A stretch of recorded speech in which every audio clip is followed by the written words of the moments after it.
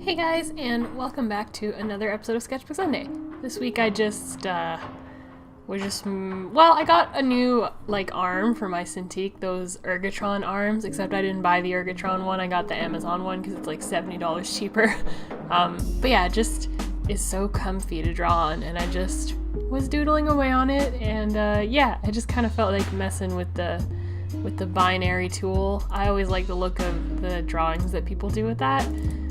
It sucks because you have to keep them really tiny or else they don't really look good, but yeah, it's just a fun thing to mess around with. But yeah, that's pretty much it. I hope you guys enjoyed this video as much as I enjoyed making it, and I'll see you guys Wednesday.